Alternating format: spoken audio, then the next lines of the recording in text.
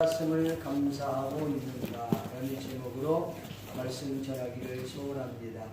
이 말씀을 읽고 듣고 보는 가운데 성령 하나님의 보수와 같은 은총이 저와 여러분들 심령 가운데 넘쳐날 수 있기를 존귀하신 예수님의 이름으로 간절히 축복합니다. 성경은 범사에 감사하라고 말씀하십니다.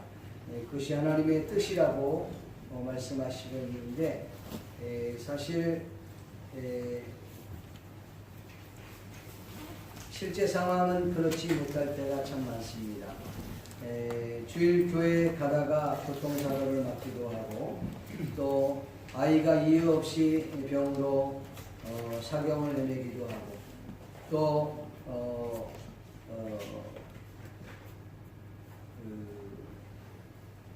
잘 나가던 회사가 부도를 맞기도 하고 또 가정이 원치 않는 불행을 겪기도 합니다. 이런 경우에 우리가 감사한다는 것은 쉬운 일은 아닐 것이라 생각이 됩니다. 세상 속에 살면서 또 세상의 습성을 세상에서 살면서 또 세상의 습성에 몸에 배다 보니까 감사보다는 원망과 불평이 더 많게 되어 있습니다. 육으로 태어났기 때문에 세상에 살고 있는 인생은 감사보다는 불평이 오히려 익숙하다고 볼 수가 있을 겁니다. 불평이라고 하는 DNA가 뇌에 깊이 새겨져 있기 때문이 아닌가 생각을 합니다. 미국의 웰 부엔이라고 하는 목사님이 전개하고 있는 그 불평 그만 캠페인이 있습니다.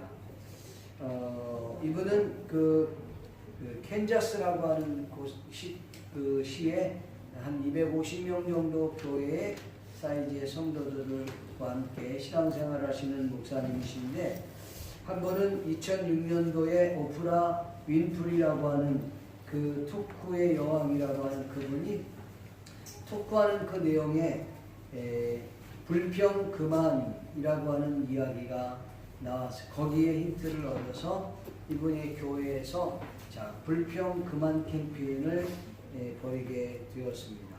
이게 불평보다는 오히려 좀 더 적극적으로 감사합시다. 그래서 영어로 감사합시다라고 쓰고 그 다음에 또 God bless you라고 이렇게 쓰고 그래서 팔찌를 만들어서 이렇게 몸에다 지니는 것입니다.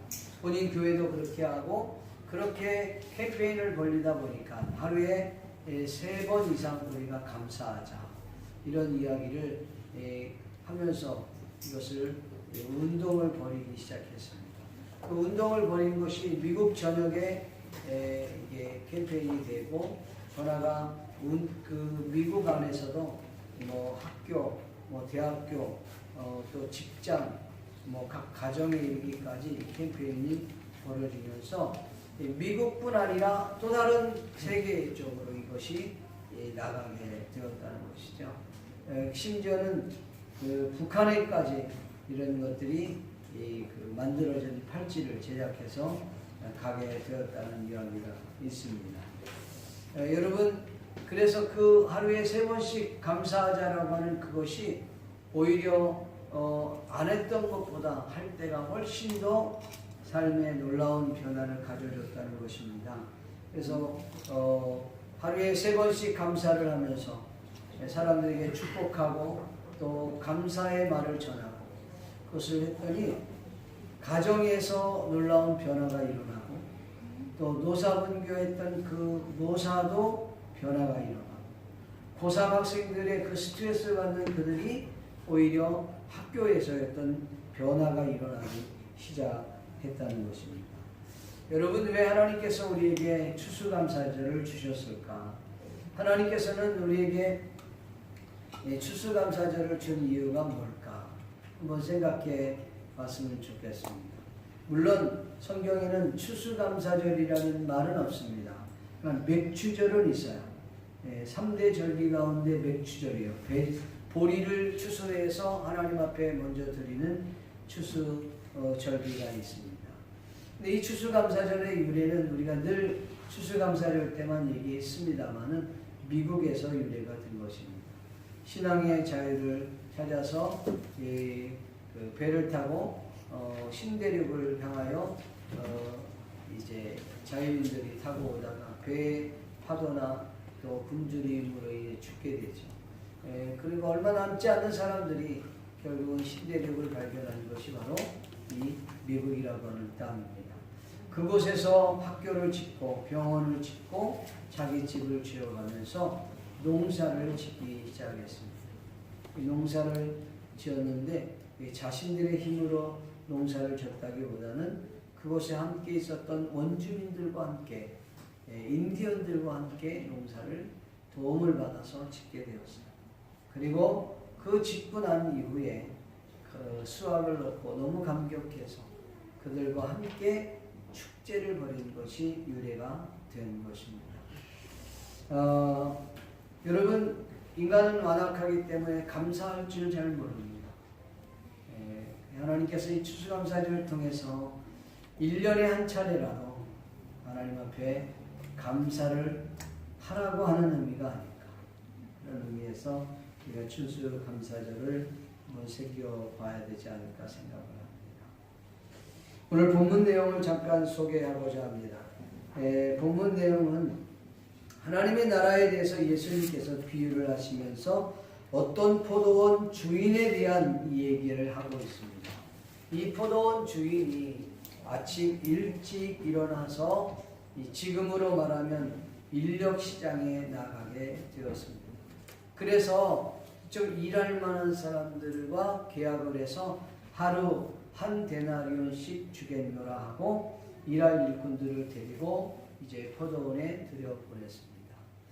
그리고 난 이후에 우리는 제3시, 6시, 9시, 11시라고 되어 있죠. 일본어 성경에서는 이른 아침, 그리고 아침 9시, 그 다음에 12시, 오후 3시, 오후 5시 이렇게 되어 있어요. 성경이 요거는 우리 헬라어 성경으로 되어 있지만 영어 성경으로 비유해서 지금의 시간대로 바꾸는 거예요. 일본어 성경에서는. 그래서 아침 9시에도 나가서 오후 12시쯤에 나가서 정오 12시에 그리고 오후 3시에 그리고 5시에 나가서 일꾼들을 찾았어요.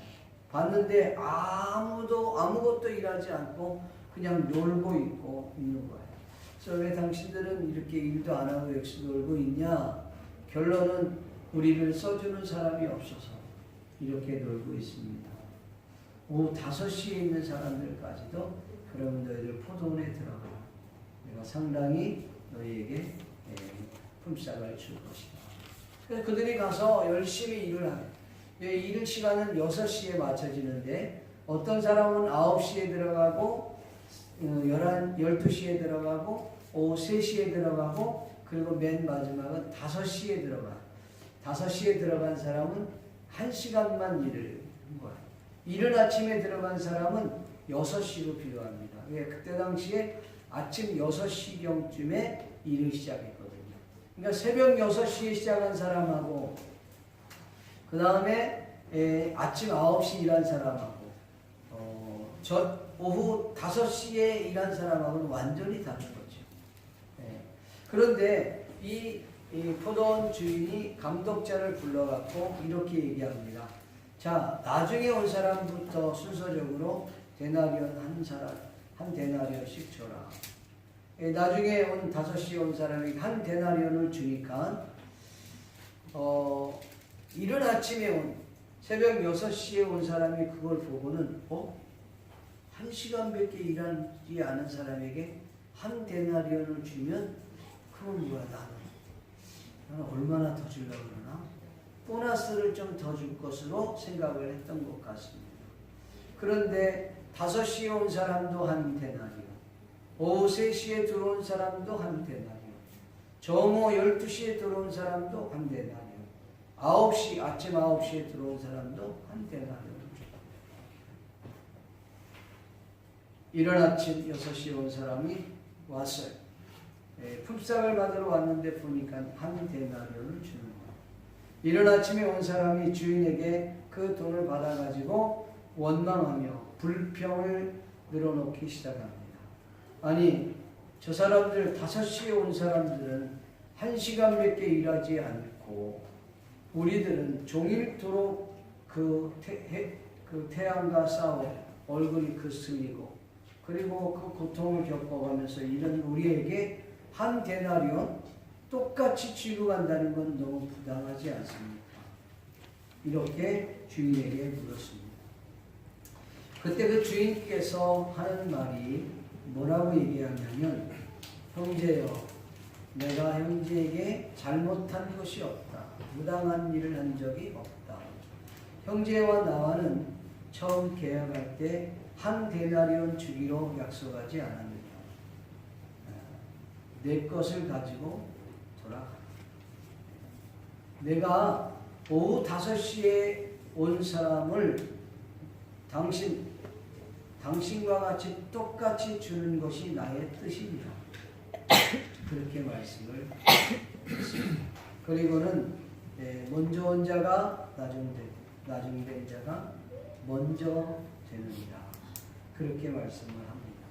사실 이 본문의 내용은요, 19장의 내용과 같이 연관해서 봐야 될 부분입니다. 19장에도 19장 30절 말씀에도 이런 말씀이 있습니다. 28절 이후에 쭉 베드로가 그런 얘기를 했거든요. 뭐라고 그랬냐면, 주님, 우리는 주님을 따르느라고 전토도 버리고 아버지를 버리고 쫓았는데 우리를 동일하게 대하십니까? 그렇게 얘기했을 때 주님 하시는 말씀입니다. 이 땅에서 하나님의 상을 받을 것이다. 그렇게 말씀하면서 30절에는 그러나 먼저 된 자로서 나중된 자로서 먼저 된 자가 많으니라. 이렇게 말씀하고 있어요. 오늘 우리가 본 16절 말씀에도 같은 내용이 있습니다. 조금 이 내용은 비교해야 돼. 위에는 상급에 대한 부분이라고 한다면 오늘 이 본문은 구원에 대한 부분을 다루고 있다. 그렇게 보아야 할 것입니다. 이런 내용을 가지고 오늘 말씀을 전하기를 소원합니다. 이 말씀을 생각해 보면서 저와 여러분들이 큰 은혜를 받을 수 있기를 주의 이름으로 축복합니다. 먼저 우리가 생각할 수 있는 것은 이 포도원 주인은 어떤 주인일까 생각을 해 보았습니다. 오늘 성경에 나오는 이 포도원 주인은 누구를 상징하는 것일까? 저는 하나님 아버지 내지는 예수님을 상징한다고 생각을 합니다. 그래야 이 본문의 내용을 좀 더 쉽게 이해할 수 있을 것입니다. 이 본문을 보면 이 포도원 주인이 그 마음을 엿볼 수가 있고 아버지의 마음을 엿볼 수가 있다는 것입니다. 여러분 오늘 본문에 보면 이 포도원 주인이 어떤 사람이냐 하면 성경에 보니까 대부분 포도원 주인은 일할 일꾼을 보낼 때는 일꾼을 찾을 때는 하인들을 보내도록 되어 있어요. 그렇죠? 하인들을 보내. 제가 예전에 노가다하러 갔을 때 인력시장 가서 딱 이렇게 있어 보니까요, 십장이 오더구만요. 차를 쫙 타고 와서 십장이 딱 와갖고, 야, 힘쓸만하고 좀 일할만하다. 너. 그래서 탁 타고 가요. 그럼 가서 일을 하고 오는 거예요. 그 일일 시장이에요. 그러니까 그 사람 뽑히면 가서 이제 일하고 오는 건데, 대부분 포도원 일꾼, 사장, 이런 회장, 이런 사람이 나오지 않아요. 그런데 오늘 포도원 주인은 본인이 직접 그 인력시장에 나갔다는 것입니다. 예. 본인이 직접 그 인력시장에 나갔다는 것. 하인들을 보내는 것이 아니라 어떻게 보면 여기엔 주님의 마음을 우리는 읽을 수가 있습니다. 여러분 옛날 속담에 이런 말씀이 있죠. 10손가락 깨물어서 아프지 않는 손가락이 없다 그랬어요. 부모님이 봤을 때에 자기 자식들 가운데 여러 명의 자식이 있어도 야 우리가 한 7명 자식이 있는데 한 놈 죽어도 괜찮아. 그럴 부모는 아무도 없어요. 첫째 자식부터 마지막 막내까지 다 예쁜 거예요. 옛날에 그런 이야기, 그 동화가 있었어요. 누구를 주려고 하니까 첫째 아들은 장남이니까 안 돼. 둘째는 이놈이 제일 우리 중에 똑똑한데 이놈 보내면 안 돼. 셋째는 이놈이 참 우리 집에 보물이잖아 하면서 일곱째 아들 있는데 한 놈도 보낼 사람이 없는 거야. 그게 다 부모의 마음인 거죠. 여러분, 오늘 이 포도원 주인은 자기가 직접 나가서 일꾼을 찾았다는 것입니다.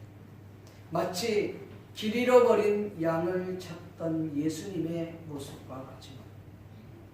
오늘 저와 여러분은 하나님 앞에서 죄인임을 고백합니다. 우리 주님이 이 땅에 오신 것은 건강한 사람을 위해서 온 것이 아니라 병든 자를 위해서, 죄인을 위해서, 세리와 창기를 위해서, 이방인을 위해서, 연약한 자를 위해서 오셨다고 주님은 말씀하고 있습니다. 사랑하는 성도 여러분, 우리 주님께서 마치 이 길 잃어버린 양을 찾듯이 하나님 품꾼들을 찾으러 나간 그 주인의 모습과 너무나도 유사하지 않습니까? 그것도 한 번 나간 것이 아니에요. 오늘 성경에 보니까 5번이나 나갔어요. 이른 아침에 나가고 9시에도 나가고 그 다음에 12시에도 나가고 오후 3시에도 나가고 오후 5시에도 나갔다라고 했어요. 한 번이 아니라 5번이나, 무려 그것도 하인들을 보내는 것이 아니라 직접 나갔다는 거예요. 하인이 없어서 그랬나? 아니에요. 일꾼들에게 이제 일이 다 마치고 일꾼들에게 이 품삯을 줄 때는 감독자를 불러갖고 그렇게 주라고 했어요. 그런 걸 볼 때에 그 아버지의 마음을 우리는 읽을 수가 있는 것입니다. 오늘 본문 오전 6시, 이른 아침은 6시입니다. 6시에 온 사람들에게 이 주인은 계약을 맺습니다. 그리고 계약을 맺기를 뭐라고 맺냐면 한 데나리온을 주겠다라고 계약을 맺습니다. 그리고 나머지 이 부분들, 이제 오전 9시에 간 사람들에게는 뭐라고 그랬냐면 내가 상당히 주리라. 그러니까 일한 만큼 주겠다, 그런 표현이에요. 우리의 느낌상은 어떻게 보면 상당히 많이 주겠다 그러면 우리가 느낌이 굉장히 많이 받잖아요. 근데 여러분, 그 이후에 3시, 12시, 3시, 오후 5시에게는 값을 매기지 않습니다. 정말 말 그대로 이 사람은 상당한 일한 것 이상의 월급을 받았다라고 볼 수가 있어요. 그러니까 어떻게 보면 오늘 이 본문 말씀을 보면 여기 일한 6시에 일한 사람들은 좀 실력 있고 능력 있는 사람으로 묘사할 수가 있고 그 다음에는 실력이 없는 사람으로 묘사할 수가 있습니다. 오늘 성경을 한번 볼 때에 세상적으로 볼 때는 능력이 없는 사람들은 사회에서 도태되기 마련입니다. 그래서 능력 위주의 사회로 이 사회는 전락해버리고 말았어요. 이것이 어쩌면 현대인의 사회의 특징이라고 볼 수가 있습니다. 그러나 우리 하나님께서는 오히려 이 사회적인 이 경쟁 논리에 맞춰서 가지 않으셨다라는 것을 우리는 발견하게 됩니다. 여러분 한번 생각해 보십시오. 지금으로 말하면 그런 것입니다. 어느 큰 기업의 대기업인데 큰 기업의 대기업에 입사를 해서 정식 사원이 됐어요. 이 사람은 몇백 대 1의 그 경쟁률을 뚫고 그 회사의 정식 사원이 됐단 말이에요. 그리고 비정규직이에요. 말 그대로 비정규직은 임시직이란 말이에요. 이 비정규직은 1년씩 계약해서 들어가는 직이에요. 그런데 똑같이 대우를 받았다고 하면 여러분 누가 기분 나쁠까요? 엄청난 비율의 그 대가를 치르고 들어간 사람들 기분 나쁘죠. 지금 우리나라의 시스템이 이렇게 되어 있습니다. 우리나라 시스템은 어떻게 되냐? 정규직으로 들어가서 그렇게 힘들고 어렵게 힘든 것을 통과해서 정식 사원이 되었는데 비정규직이에요. 임시직이에요. 근데 그 임시직이 1년씩 재계약을 하는데 3년 계약까지 하고 그 다음에 4년째 될 때는 정기직으로 전환하도록 되어 있어요. 우리나라 법이. 그러면 여러분 오나 같으면 어떻게 하겠어요? 3년 계약하고 그 다음에 4년째는 임시직이니까 어떻게 해요? 자르는 거죠. 잘라야지 이 회사가 유익이 되는 거예요. 안 자르면 어떻게 돼요? 4대 보험 다 해주고 정식 자원으로 다 해야 되니까. 그러면 우리 회사는 요 정도의 규모인데 이걸 전부 다 하려고 하니까 어려운 거예요. 근데 그렇게 하도록 아주 우리나라 그 법은 이렇게 돼 있단 말이에요. 회사법이. 그러니까 노동법이 그렇게 돼 있으니까 오너들은 어쩔 수 없이 이거를 4년째 될 때는 이렇게 자르려고 하는 거예요.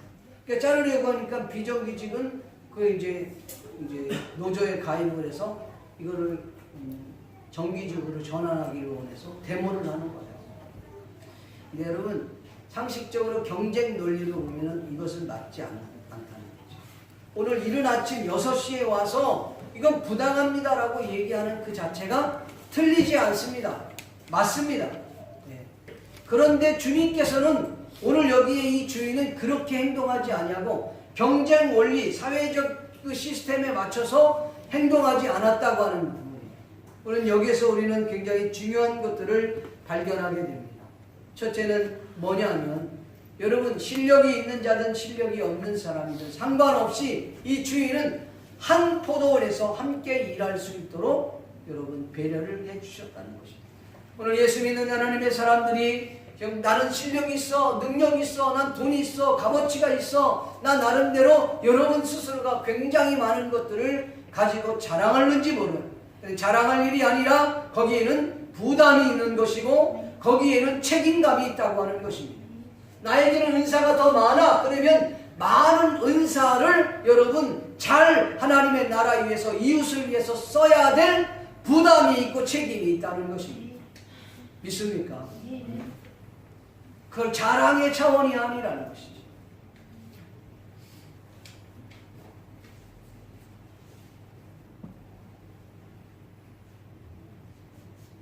근데 우리는 그것이 마치 자신의 능력으로 얻은 것처럼 착각하고 교만하고 자랑하게 된다는 것입니다. 우리 주님께서는 같은 포도원에 함께 일하기를 원하세요. 우리는 함께 공동생활을 하기를 원하세요. 우리는 함께 살아가기를 원하십니다. 믿습니까? 믿는 사람들은 실력이 있냐 없냐, 똑똑하냐 안 똑똑하냐, 그 사람이 좋은 대학을 나왔냐 안 나왔냐 이거 상관없이 우리는 다 한 형제요, 한 자매라고 하는 한 교회 공동체 안에서 살아야 한다는 것입니다.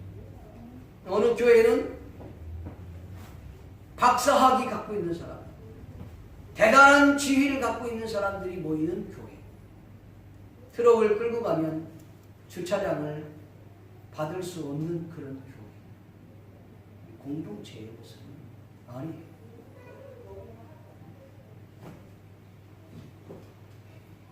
또 하나는 여러분 부담을 갖고 있다는 것이에요. 같이 일했는데 우리 주님께서는 한 데나리온을 똑같이 줬다는 것이지요. 여러분 예수님을 믿는 것은 제가 오늘 일부 예배 때도 말씀을 드렸습니다마는 예수 믿는 것은 빈부격차를 나누지 않습니다. 그 사람이 부한 사람이냐 가난한 사람이냐, 나이가 많냐 적으냐 관계없어요. 예수님을 믿으면 동일하게 구원을 얻을 수 있다는 것이죠. 제가 성경 공부하다 보면 이런 얘기를 가끔가다 듣습니다. 뭐라고 하더냐, 목사님, 나도 그냥 예수님 안 믿다가 실컷 놀다가 그냥 그러다가 마치 그 예수님 옆에서 죽었던 강도 있잖아요. 실컷 막 놀고 하고 싶은 거 다 하다가 그리고 깨끗하기 전에 예수님을 믿으면 참 좋을 텐데. 그 얘기를 들으면서 웃었습니다. 근데 그분은 한 가지 모르는 것이 있어요. 여러분, 세상이 재밌습니까?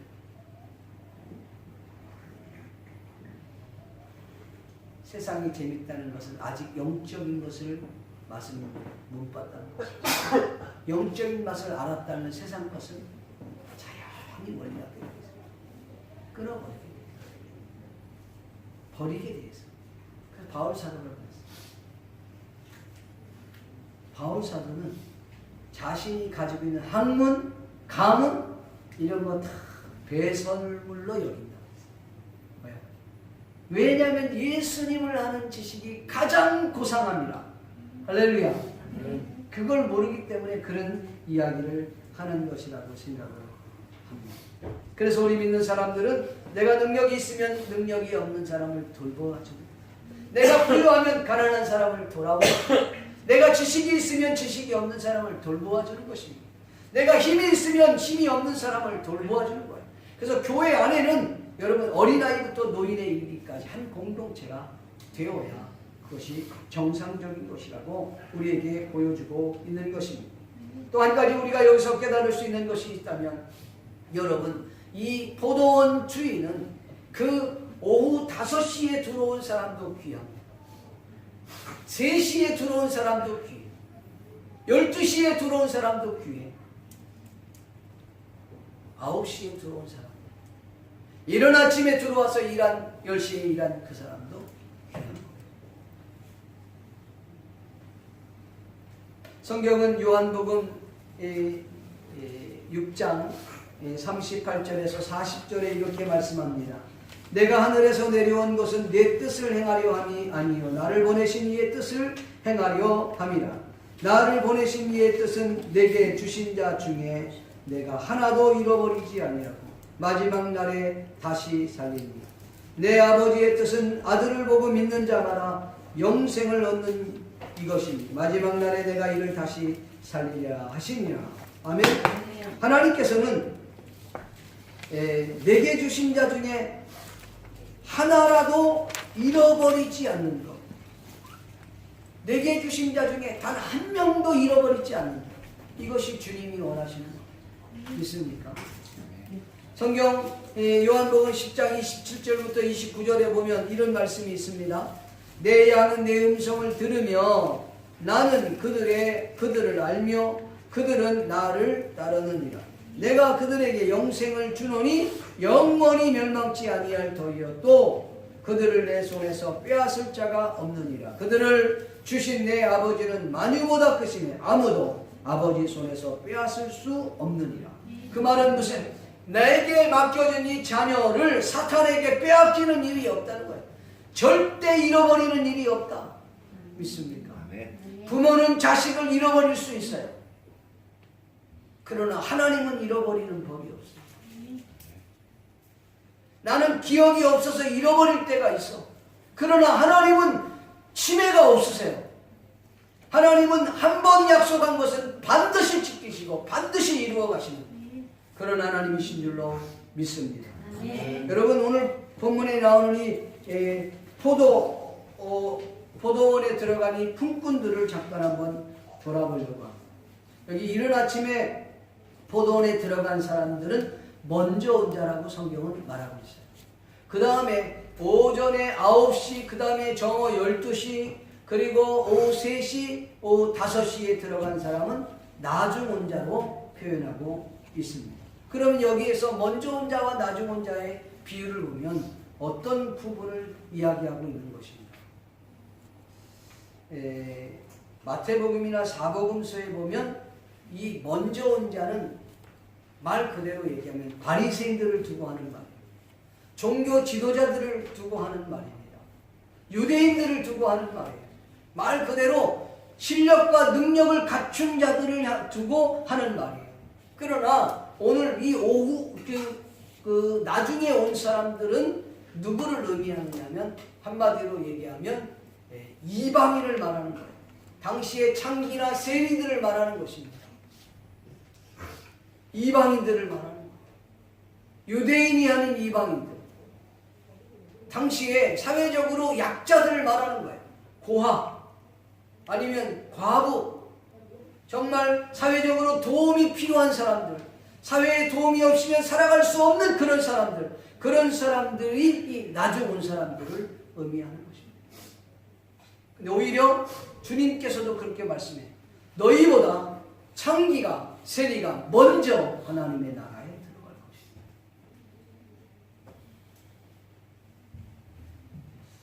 이건 대단히 중요한 부분입니다. 근데 저는 여기서 이 이른 아침에 온 이들이 일할 때의 그 자세를 한번 생각해 보려고. 이른 아침에 와서 일하려고 하는데 일을 한 거, 정말 하루 온종일 일을 했어요. 그런데 5시에 온 사람하고 똑같이 대우를 받았다는 거에 대해서 인간적으로 화가 나는 것이죠. 그래서 원망하고 불평을 늘어놨던 것입니다.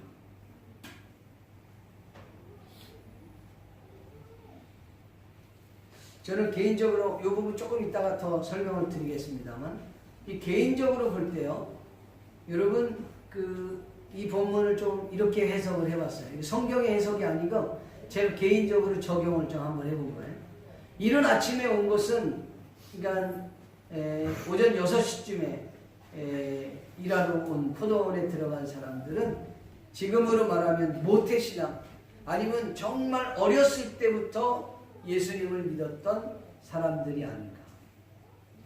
두 번째로는 오전 9시에 믿은 사람은 학생 시절 때 예수님을 믿었던 사람들이 아닌가. 교회를 다니면서. 그리고 정오 12시에 믿었던 사람들은 청년 시절에 예수님을 믿었던 사람이라고 한번 생각해 보는 거예요.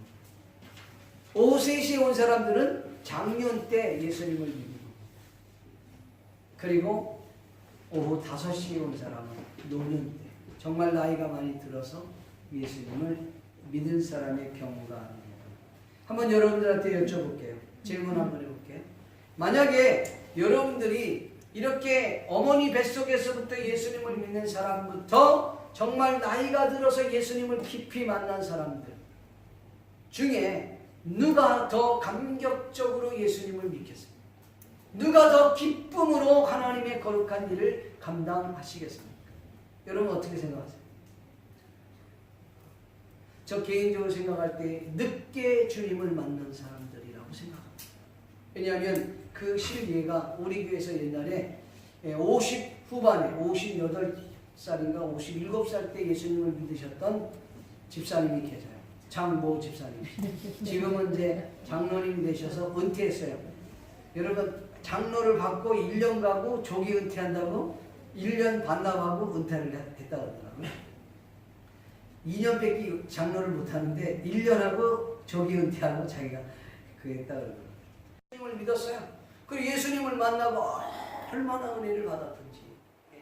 그 은혜를 받고 나서 저희 교회에 한번 큰 분란이 일어났어요.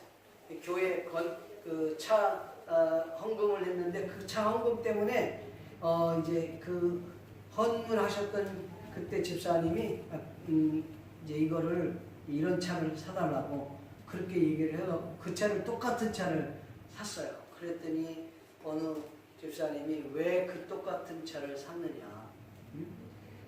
12인승 차도 있고 뭐 15인승 차도 있을 텐데 왜 이 차를 샀느냐? 그리고 이게 뭐 목사 개인 자가용이냐? 뭐 그러면서 막 얘기를 한 거예요. 그래서 이제 그것 때문에 이제 설명을 다 해서 일단 잘 끝났는데 거기 교회가 조금만 있었으니까 뭐 재직기 하더라도 뭐 성도 다 앉아 있었어요. 제 마음에는 다른 건 그만두고 저 신자들이 참 마음 걱정이다. 그래갖고 제가 그분을 불렀어요. 성도님 너무 미안하다고. 이거는 싸운 게 아니라 좀 더 교회가 발전하게 하려고 그렇게 한 것뿐이다. 그분 눈에는 싸운 거로 보인다. 그분이 말씀을 참 잊혀지지 않습니다. 그 얘기 정말 이게 초신자에게 들을 수 있는 얘기가 아니에요. 뭐라 그래요? 제가 앞으로 신앙생활을 하면 저렇게는 되지 않아요. 라고 자기는 결심을 해요. 제가 오히려 도리어 위로를 받았어요. 제가 위로하려 갔다가 도리어 위로.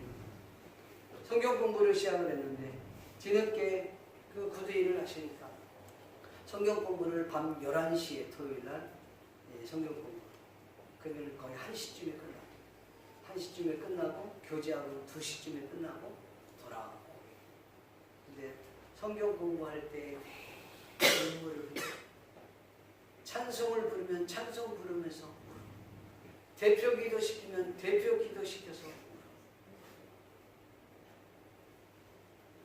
하나님의 일을 그래서 그분의 얘기는 뭐냐면 애들 보면 너희 학생들 보고 어린아이들 보면 너희들 얼마나 큰 축복을 받았는데 이렇게 일찍 예수님을 믿었니?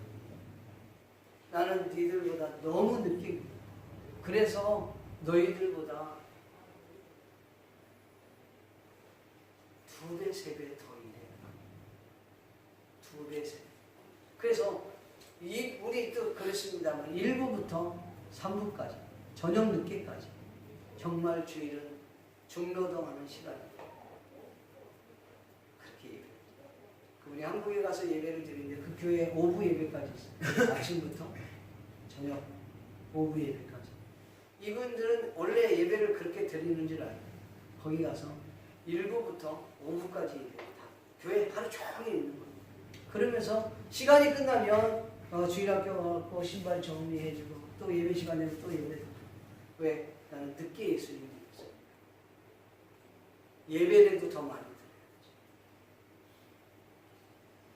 드려야죠. 여러분 늦게 예수 만난 사람들의 삶은 다릅니다. 자, 한번 물어볼게요.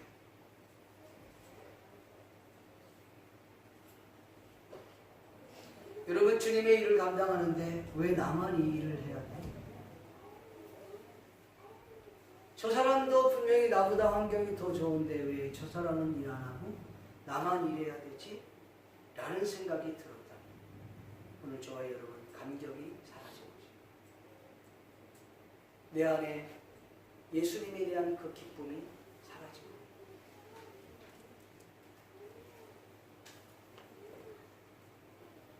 요사이 한국 교회가 그렇게 바뀌어졌다고 해요. 어떤 교회는 우리 교회는 딱 1시간 예배 드리는 거예요. 이것을 자랑하는 성도들입니다. 여러분 언제부터 우리 교회가 딱 1시간 예배를 드리도록 규정되어 있나요? 성경에 1시간 예배하라고 규정되어 있나요? 어느 목회자는 가서 설교를 하니까 이 강대상에 이렇게 써있더래. 짧게 설교를 하면 다음에 또다시 초청을 받을 것이요. 그렇게 써있대.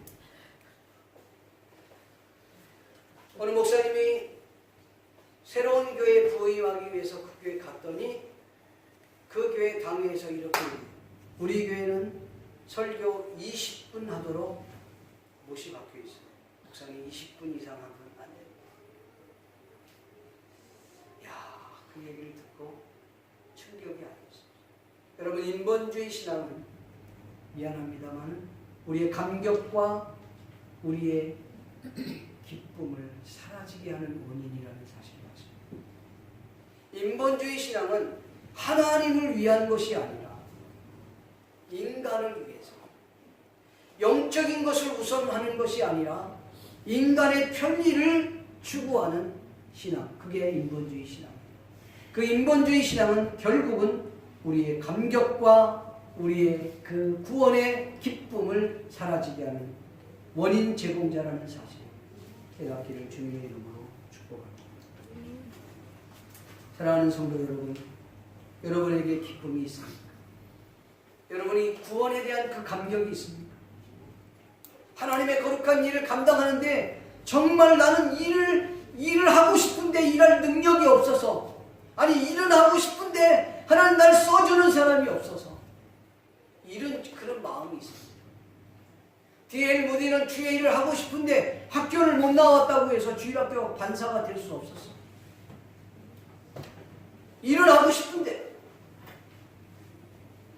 내 평생 소원이거부 주의 일 하다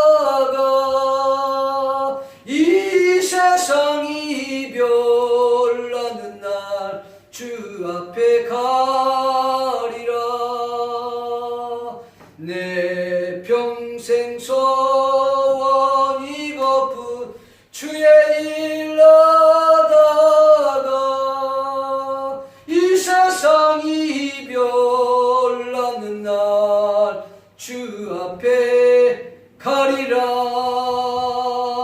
주님이 나를 써주신다면 하나님 뭐라도 좋습니다. 하나님 나를 이렇게 써주신다면 감사해요. 여러분 이것을 감사해요. 근데 우리는 그것을 잃어버렸어요. 기쁨이 상실했어요. 구원에 대한 감격이 잃어버렸다는 것이죠. 여러분, 우리 추수감사절을 맞습니다. 우리 농사 짓지 않습니다. 그러나 우리가 감사하고 감격하는 예수 그리스도께서 2000년 전에 이 땅에 오셔서 저와 여러분의 죄 문제를 해결해 주시고 우리를 구원해 주셨다. 구원의 자격이 없지. 이에 대한 감격이 있느냐는 것이죠. 마지막으로 먼저 온 자들이 왜 원망과 불평을 했다고 생각합니다. 앞전에 좀 설명을 좀 드렸습니다만 제가 그 시가 잘 안 보여서 그냥 외운 대로 지금 설교를 하고 있습니다. 원고가 잘 안 보여요. 근데 우리가 분명히 알아야 될 것이 하나 있습니다. 이 먼저 온 자들이 왜 불평을 했느냐라는 것이죠. 이건 다 설명이 됐던 거니까. 맞아요. 네. 일을 조금 한 사람과 일을 많이 한 사람 우리가 동일하게 취급을 받았다는 것에 대해서 기록하는 거예요. 사랑하는 성도 여러분, 앞전에 설명했던 것처럼 일을 많이 하는 것이 좋습니까? 적게 하는 게 좋습니까? 이건 구원에 관련된 부분을 얘기하는 거예요. 내가 구원받은 은혜가 너무 컸어요. 그런데 내가 주님을 위해서 헌신할 수 있고 주님을 위해서 봉사할 수 있고 주님을 위해서 내가 정말 쓰임을 받을 수 있는데 쓰임을 받으면 받을수록 좋은 겁니까? 안 받는 게 좋습니까? 네? 나는 써주신다면 뭐래도 하고 싶어. 써주신다면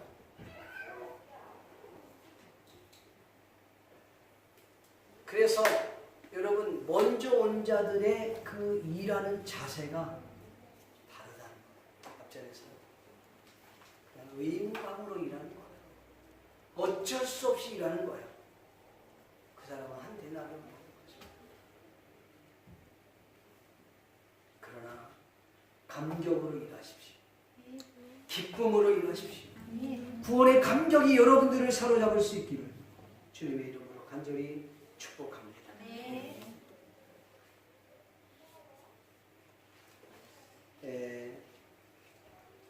사실 우리는 구원받을 만한 자격이 없어요. 능력이 없고 연약한 존재들입니다. 그럼에도 불구하고 하나님께서 우리에게 이와 같은 은혜를 주시고 축복을 주셨다는 것을 감격하지 않을 수 없다. 이 말씀을 생각하시면서 저와 여러분이 정말 구원의 감격 속에 살아갈 수 있기를 주의 이름으로 축복합니다. 네, 다시 한번 구원의 감격에 대해서 잠깐 한번 기도하겠습니다. 하나님, 나를 구원해 주시면 감사합니다. 하나님, 나를 지켜주시면 감사합니다. 하나님, 1년 동안을 지켜주시고 또 하나님의 자녀 만들어주시고 자녀인 나에게 일할 일꾼으로 불러주시고 일할 수 있는 능력도 주시고 일할 수 있는 일거리도 주시고 하나님 감사합니다. 같이 한번 조용하게 한번 감사 기도 드리기를 원합니다. 기도하겠습니다. 고마우시고 잘해주십니다. 하나님의 은혜와 정을 감사합니다. 이 시간 주님 앞에 마음을 주 앞에 기도하고 주님 우리에게 구원 주심을 감사합니다. 건강 주심을 감사합니다. 우리에게 예수님 때문에 다시 한번 우리의 믿음이 회복되고 우리의 감격과 기쁨이 회복될 수 있도록 은혜 주심을 감사합니다. 우리의 자녀들을 주님이 축복하시고 우리의 남편과 아내가 하나님 건강하게 하시고 사업이 아버지 운영될 수 있도록 해주시고 하나님의 교회를 주님이 축복하시고 아버지 하나님 교회가 되시고 축복해 주시기를 원합니다. 하나님께서 이런 시간 영광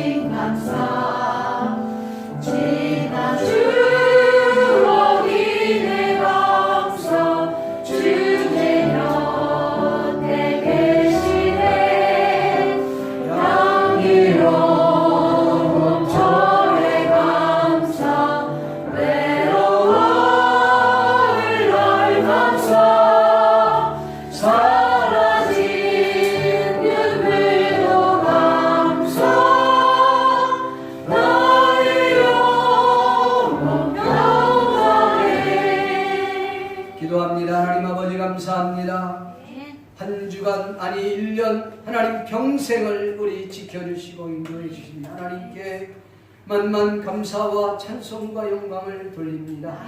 무엇보다도 우리를 구원해 주시고 우리를 죄악 가운데서 건져 주시고 우리를 하나님의 평강sak으로 인도해 주신 하나님께 감사와 찬송과 영광을 돌립니다.